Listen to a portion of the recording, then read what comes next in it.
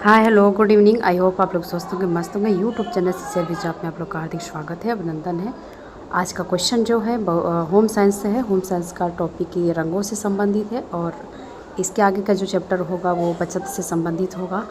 तो ये जो मासिक पेपर होता है इससे कुछ रिलेटेड क्वेश्चन आए भी हैं, तो जो ये बहुविकल्पी क्वेश्चन इसको करा देते हैं और जो मासिक पेपर आए हैं उसको हल करा देंगे। तो पहले इस वीडियो में हम कुछ जो बहुविकल्पी क्वेश्चन है, लघु अति लघु क्वेश्चन है, उसको हम मेंशन करा रहे हैं और वीडियो में आप लोग को शुरू से अंत तक जरूर बने रहिएगा। पहला क्वेश्चन है कि विभिन्न रंगों को कितने भागों में बांटा गया या वर्गों में बांटा गया है, तो इसका होगा तीन रंग में विभिन्न रंगों को 3 वर्गों में बांटा गया है। आगे कह रहा है कि पवित्रता, शुद्धता, शांति का प्रतीक कौन सा रंग है। पवित्र भी है, शुद्ध है और शांति का, तो हमारा वाइट कलर ये है ए। आगे कह रहा है कि निम्न में से कौन गर्म रंग है, तो गर्म रंग है नीला है, पीला है, लाल है, हरा है। तो ये लाल रंग क्या सा रंग होता है, गर्म रंग। काला भी गर्म रंग होता है। ठंडा रंग का है, इसमें पूछा ठंडा रंग कौन सा होता है, हरा, बैगनी, नीला, ये सभी। तो ठंडा रंग ये सभी होते हैं, हरा, नीला, बैगनी सभी होते हैं। शीतलता प्रदान करने वाले रंगों का प्रयोग किस रूप में करना चाहिए, तो ये कह रहा है कि कैसा शयन कक्ष में होना चाहिए, ड्राइंग रूम में, बाथरूम में या किचन में। तो ये इसका ऑप्शन होगा बाथरूम में। जो शीतल या ठंडे रंग की बात करें, शीतलता प्रदान करने वाली जो कूलिंग कलर होता है वो बाथरूम में होना चाहिए। अब देखेंगे हम इसमें पहले अति लघु क्वेश्चन को। अति लघु क्वेश्चन में भी आपको छोटे बारीकी क्वेश्चन को समझना ज़रूरी है।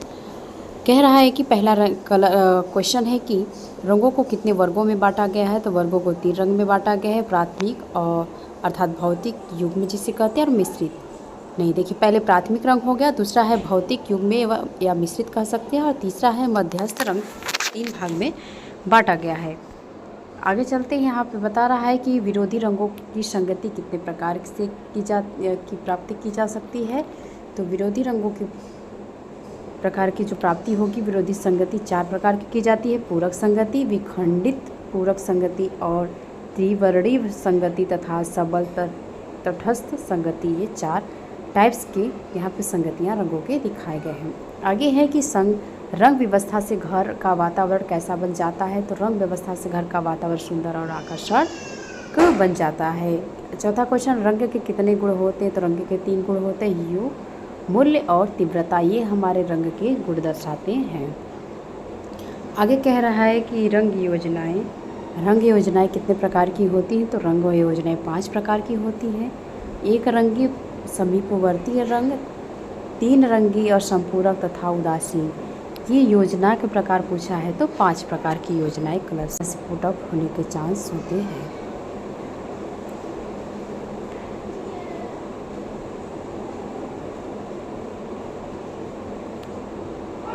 इसमें कह रहा है स्मरणीय बिंदु में है कि रंग व्यवस्था से घर का वातावरण सुंदर व आकर्षक बनता है। रंग के गुण जो होते हैं 3 होते हैं, यू, मूल्य, तीव्रता। और फिर कह रहा है कि इसमें कई प्रकार के रंग होते हैं, जिसे प्राथमिक, द्वितीयक और मध्यवर्ती, तृतीयक और चतुर्थक रंग के नाम से जानते हैं। रंग योजनाएं 5 प्रकार की होती हैं, जैसे कि आपके 1 रंगी, समीपवर्ती, 3 रंगी, संपूरक या उदासीन हो गए। आगे है कि उपसाधनों का प्रयोग सज्जा से उत्साह व व्यक्तित्व तथा जीवन प्रदान करता है। और उपसाधन कई प्रकार के होते हैं, जैसे चित्र है, पुस्तक है, दर्पण है, पर्दे, उपहार है आदि, ये सभी उपसाधन के प्रकार हैं। आगे है कि रंग प्रकाश तथा उपसाधनों का स्थान व्यवस्था में उपयोग करते समय कुछ महत्वपूर्ण बातों को ध्यान में रखना आवश्यक होता है। आगे कह रहा है कि बड़े आकार के कमरे में गहरे रंगों तथा छोटे रंगों के कमरे में हल्के रंगों का प्रयोग किया जाता है।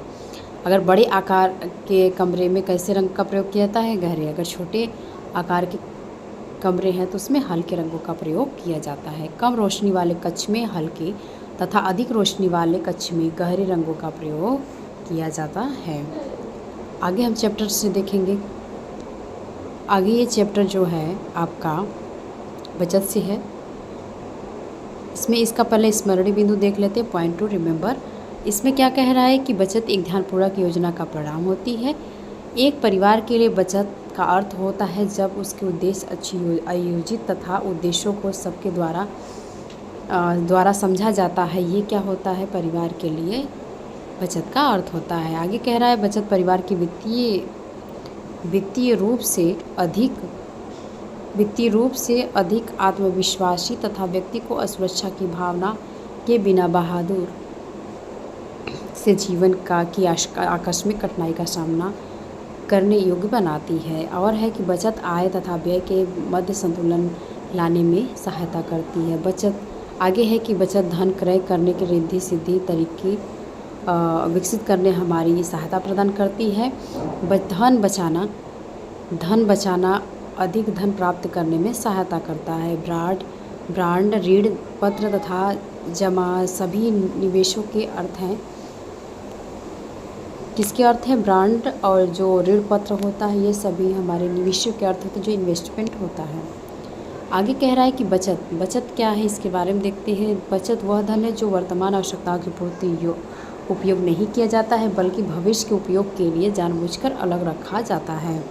विनियोग क्या कह रहा है कि जिस बचत राशि का ब्याज या अथवा प्रीमियम प्राप्त होता है उसे विनियोग या निवेश कहते हैं। और ये भी कह रहा है कि विनियोग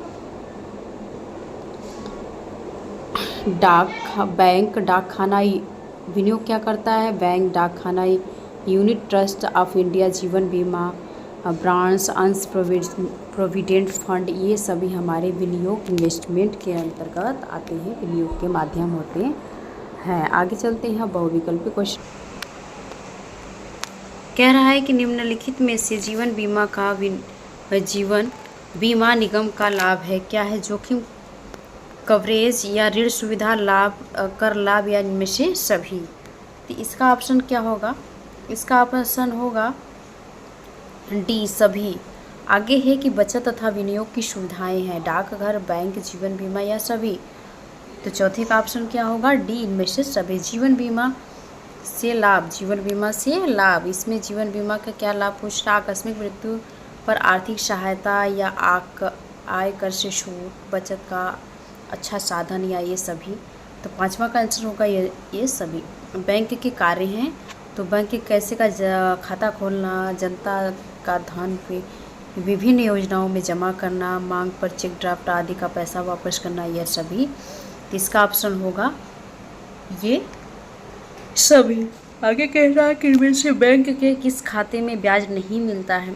बचत खाता, सावधिक खाता या चालू खाता या आवर्ती खाता। तो ब्याज हमारे करंट अकाउंट में नहीं मिलता है, सी ऑप्शन सही होगा।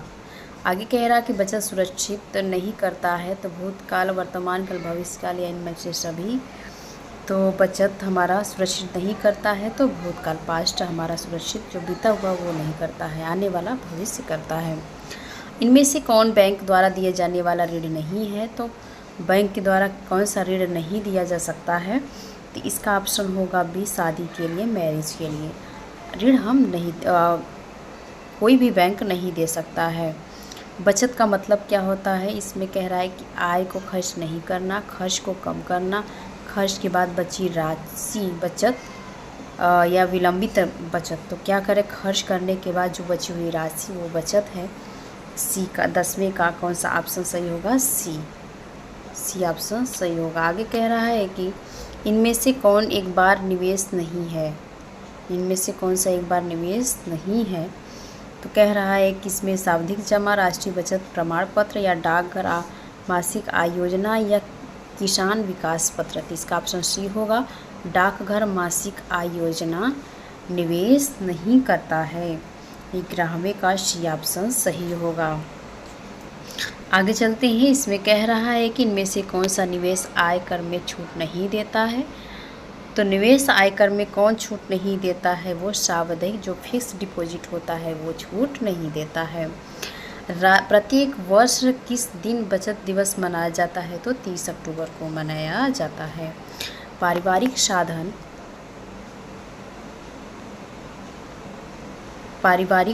है, तो पारिवारिक साधन क्या होगा? इसमें पारिवारिक साधन के लिए हमारा धन और संपत्ति है।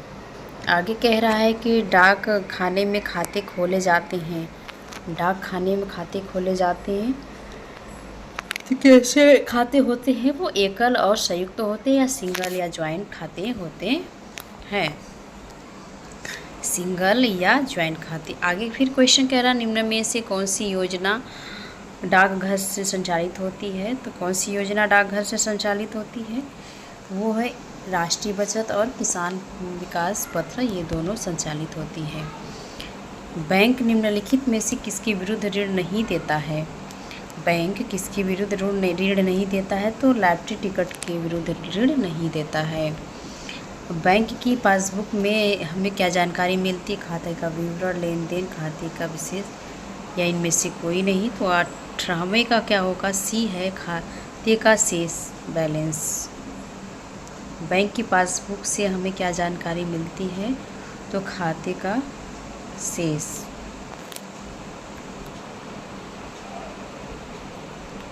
आगे कह रहा है कि आधार कार्ड पर निम्न में से किसका उल्लेख नहीं है? तो जाति का नहीं है। आगे क्वेश्चन की ओर चलते हैं। इसमें कह रहा है बैंक बचत जमा पर ब्याज का भुगतान कैसे किया जाता है? तो प्रतिमाह मंथली किया जाता है।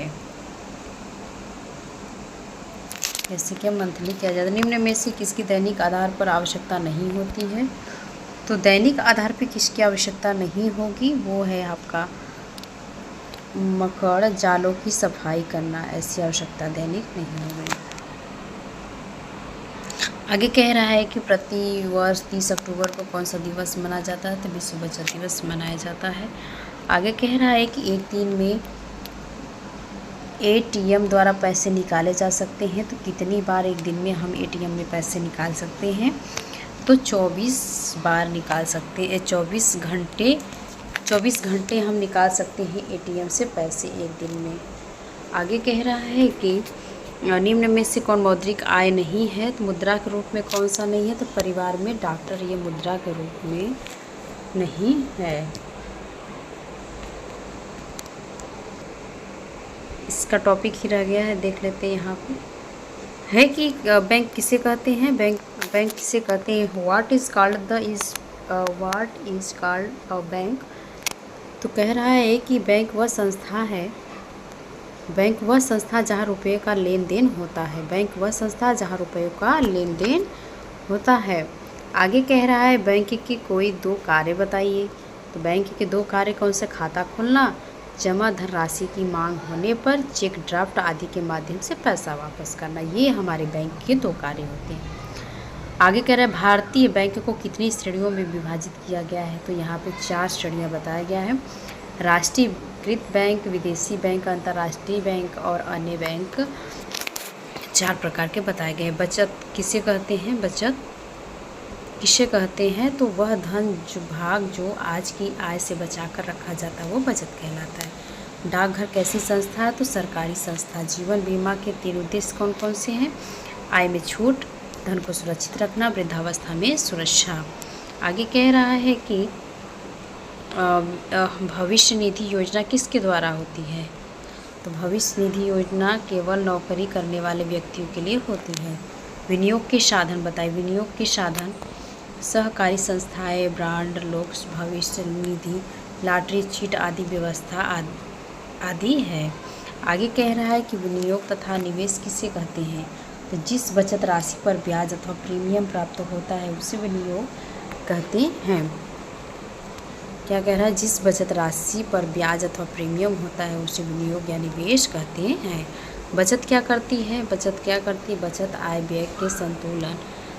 व्यय के मध्य संतुलन लाने में। कुछ क्वेश्चन है कि बहुविकल्पी का भी है। नॉन बैंकिंग प्रणाली के अंतर्गत आता है। तो नॉन बैंकिंग प्रणाली के अंतर्गत क्या आता है?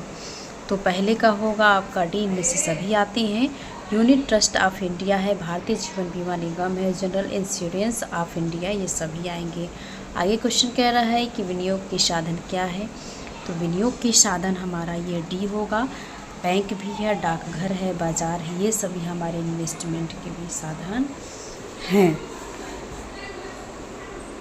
आज के लिए इतना ही। आई होप आप लोग को वीडियो पसंद आया होगा। तो प्लीज़ वीडियो को लाइक, सब्सक्राइब, शेयर जरूर कर दीजिएगा। ये बोर्ड के लिए एग्ज़ाम 11th बोर्ड के लिए बहुत इम्पोर्टेंट है। और आज के लिए इतना ही। Thanks for watching.